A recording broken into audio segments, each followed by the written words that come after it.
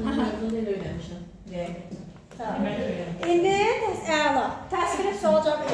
Təsviri fəaliyyət məşğələsi. İndi keçdik aplikasiyaya. Bilmən çox öyrənmişəm. Aplikasiya. Qulaq application. Application sözündən götürülmüş birləşmə deməkdir. Qulaq birləşmə deməkdir. Aplikasiyada hansı əyani vəsaitlərdən istifadə edilir? Başqa. Aplikasiyada. İstifadə olunur tüklü fakturasında olar, onu da götürmüyorlar. Əsas yapmadadır, onu da götürmüyorlar. Bir də məsələn qurumuş yarpaqlardan nəsə hazırlamaq olar, balıq qulaqlardan nəsə hazırlamaq olar, elə deyil mi? Bəli, müncələrdən, muncuqlardan, ay sağ ol. Aplikasiya, digər təsviri fəaliyyət məşğələlərindən aplikasiyanın bir fərqi var ki, aplikasiya birinci kiçik qrupda yoxdur. Aplikasiya başlayır hansı qrupdan? İkinci kiçik qrupdan başlayır. Kiçik qrup. İkinci kiçik qrupdan başlayır. Əsas aplikasiya da qayçı texnikasıdır. Qayçıdan istifadə edir uşaqlar. Amma ikinci kiçik qrup özləri də balaca uşaqlar. Özləri də balaca uşaqlar olduğu üçün qayçı verilmir. Sadəcə olaraq cıraraq istifadə edir. Cıraraq, yəni məsələn, tutaq ki, bir dənə kağızda, kağızı cırırlar, nəsə hazırlayırlar. Aydın oldu. Bax, bu ikinci kiçik qrupda deməli yazıram. Cırma üsulu, kağızı cıraraq istifadə edirlər. Və uşaqlara ən sadə, həm əyani vəsaitlərlə tanışlıq. Bax, əyani vəsaitlərlə ki, biz aplikasiyada bu əyani vəsaitlərdən istifadə edəcəyik. Tanışlıq. Sonra keçdik indi orta qrupa. Orta qrup aplikasiya. Orta qrup aplikasiya nədir? Burada nələr var? Orta qrupda artıq uşaqlara qayçı verirəm. Uşaq qayçı ilə tanış olur. Qayçını tutma texnikası. Qayçı tutma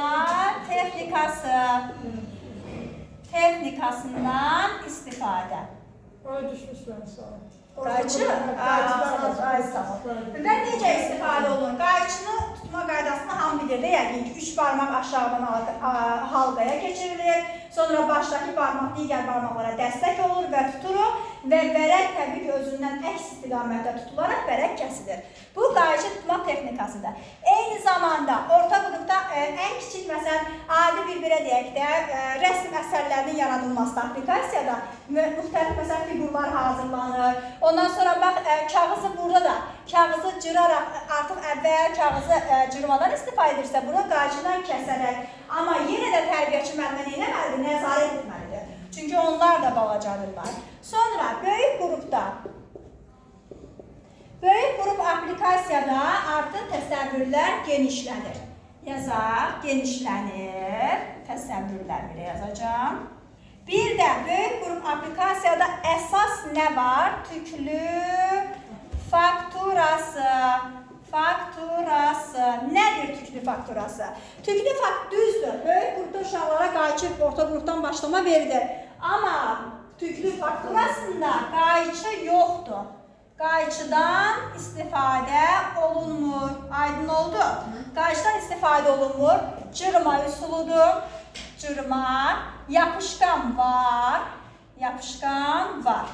Deməli, indi gətirin indi PDF göstərəcəm. Baxın, tüklü fakturasına. Əvvəl belə göstərəcəm hər birisi. Bax, diqqətlə baxın, indi izahını verəcəm. Bax, bu balıq, xoruz, göbələk. Baxın, baxın.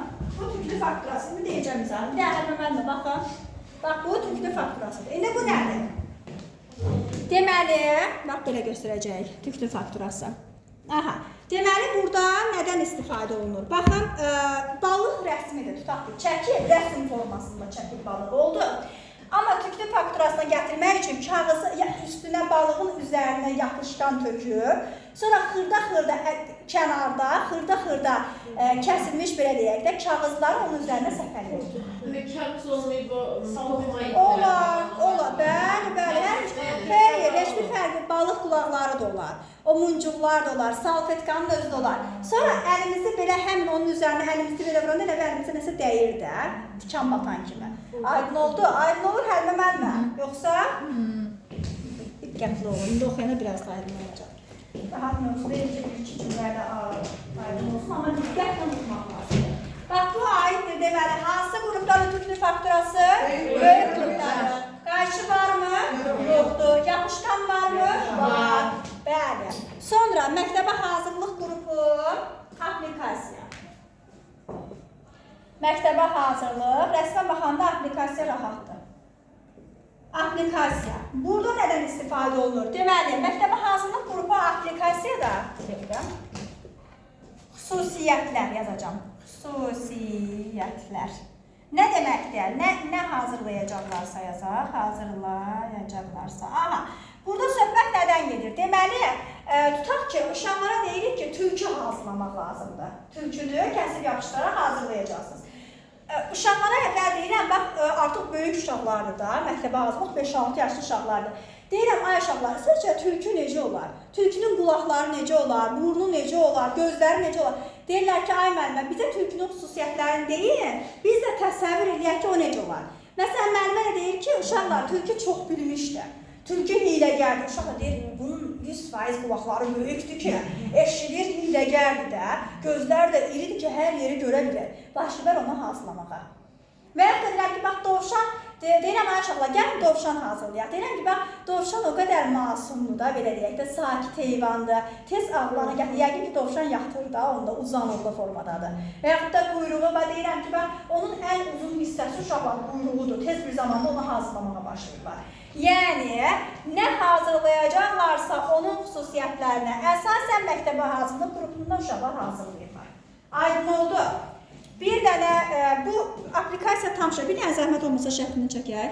Bir dənə rəsmdə nəyi unutdum? Qeyri-ənəvi rəsm çəkmə texnikalarının adlarını da dedik, mənalarını da. Amma nəyi unutduq? Qeyri-ənəvi rəsm çəkmə texnikalarının üstün tərəfləri nələrdir? Üstün cəhətləri, özəllikləri nələrdir? Həmin boyalar birinci özəlliyi odur ki, gəlin yazaq, bunu da çəkəcəyik. Yazaq, çəkəcəyik.